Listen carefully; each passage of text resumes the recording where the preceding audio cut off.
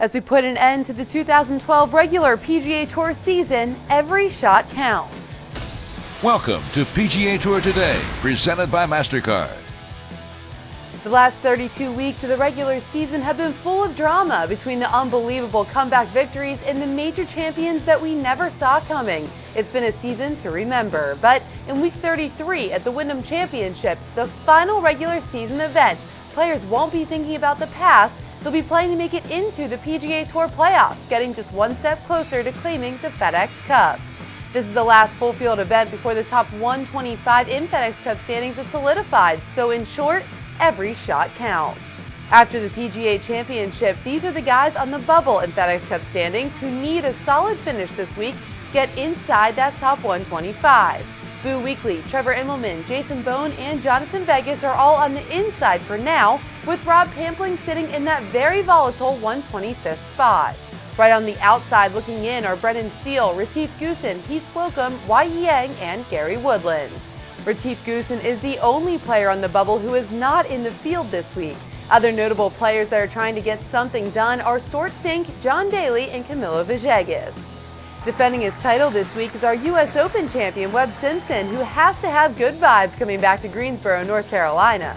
Simpson broke onto the scene last season, claiming his first career victory at this event, and since that win, the Wake Forest alum has never looked back, now a three-time PGA Tour winner and major champion.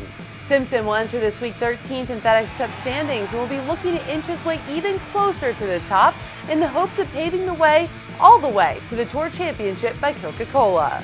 Now let's quickly take a look at the guys that you should be starting on your fantasy team this week, courtesy of Rob Bolton's Power Rankings. Carl Peterson is a guy you just cannot ignore right now, winning the RBC Heritage and contending at the PGA Championship. The veteran loves the Carolinas and his game is in top form.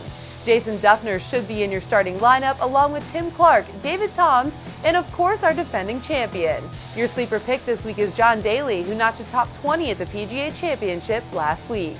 Now for more on what we can expect in the final week of the regular season, let's throw out to our guys from SiriusXM PGA Tour Radio. Amanda, thanks. Welcome to Sedgefield Country Club, Greensboro, North Carolina. Doug Bell, along with a man who is actually a member here, John McGinnis. Johnny, you know this place really well.